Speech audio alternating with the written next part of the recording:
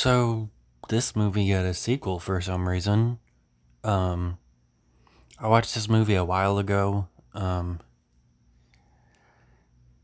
it was obviously before I did my reviews. It was pretty good. I don't know why it got a sequel. I'll watch it since it's on HBO, and that's what I watched this on. But I really don't get it. It's a pretty standalone film that doesn't really need a sequel. But it got one for some reason. Two of the biggest parts, in my opinion, are shown in the trailer. Nowadays, I don't really see trailers. Um,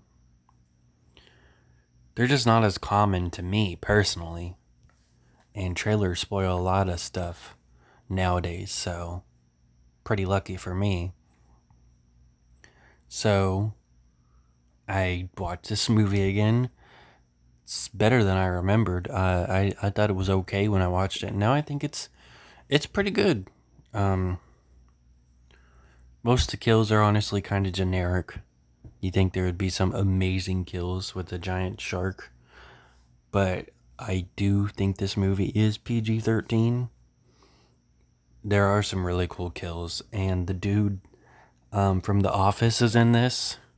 Most people probably know him from The Office. I personally know him from Cooties and House of a Thousand Corpses. So he's already been in a few horror movies. He does fine here. He plays a stereotypical billionaire who doesn't actually care about people, where he gives this big speech about how he came here to celebrate with them, but now he's mourning with them.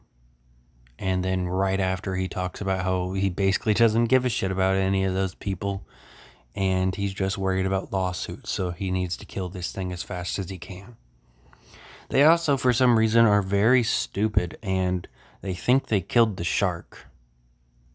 Which, don't know why, because they put a tracker on it. I guess they weren't thinking about that. They should have checked the tracker to see if it was still moving. Because it's not like the tracker would just go straight down, because it's on a shark, so it's going to be moving. Especially since what we see not too long after, it goes towards the boat. And we don't know how long that girl was knocked out that gets hurt. Don't know why they didn't check the tracker and however long they had, but they don't.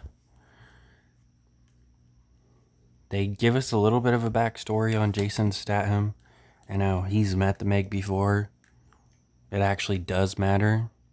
His wife is just there as a plot device, though, to get him into the movie. Like, there's no way he's gonna do it again.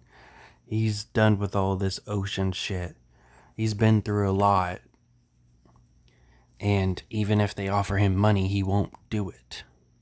But they play a fucking video recording of his wife needing help, which pretty fucked up in my opinion.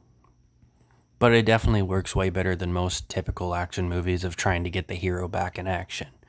So I'll let it slide.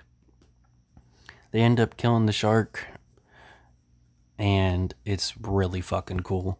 It ends, so many sharks end up swarming onto it. I remember thinking it was so cool, just because ever since I was a kid, I don't know why, I've always liked hammerhead sharks better than any other sharks. Leopard sharks, tiger sharks, great whites. I've always loved hammerhead sharks. They just look so cool. And I remember when I watched this years ago, there's 2 hammerhead sharks that we see. There might be more. I might have missed them.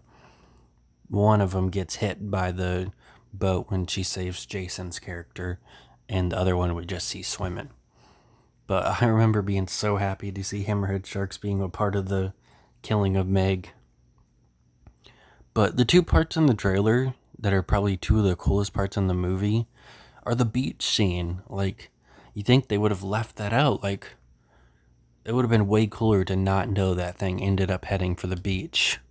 But, you know, I mean, I guess it would be pretty obvious that would probably happen. And they also show, like, one of the coolest scenes of the movie where it's staring into their base and the little girl sees it and it takes a bite out of the base. But then it just kind of fucks off, doesn't try and break in or anything. Kind of random. Still a cool shot though.